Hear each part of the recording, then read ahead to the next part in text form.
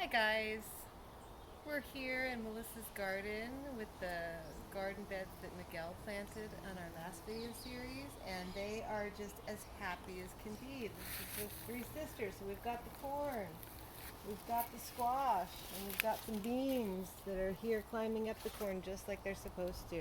And we have got some of the biggest squash leaves that I've ever seen. So you can see how much shade that provides. Everything is doing what it's supposed to. So yay, Miguel. Awesome, Melissa. So what we have over here is we have Melissa's tomato plant. And you know, if you've got a tomato with enough sunshine and enough water, you have got a situation on your hands sometimes. Because there is just so much rapid growth when the heat kicks in. We've got a cage under here, if you can see. Miguel did put a cage in here. Oh, I think I did that. Or yeah. Melissa, yeah. Unless you've got a really sturdy cage, they're kind of useless after a certain point. So the only problem that you can get sometimes with tomatoes, because in California we can get tomatoes all the way in November, is that they get a little bit of a powdery mold thing going on when there's just too much foliage and not enough air circulation.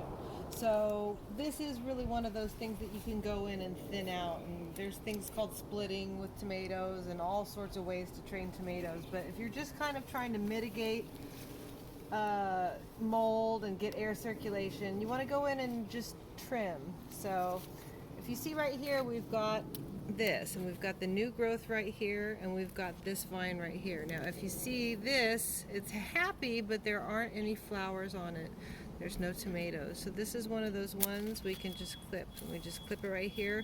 This sends energy to the new shoot. And here's another one that has no tomatoes. So you just go in and thin, and you've got some new growth here and no tomatoes there.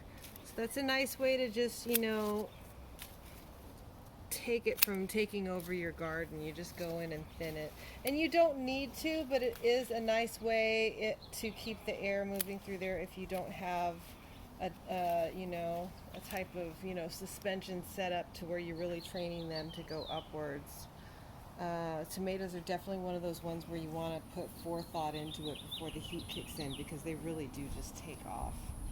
And because we're in California, they're going to be around a long time. So the better care that you take care of them now, the less problems you have when it hits the fall, when you can really still make the most of, you know, Indian summer heat and,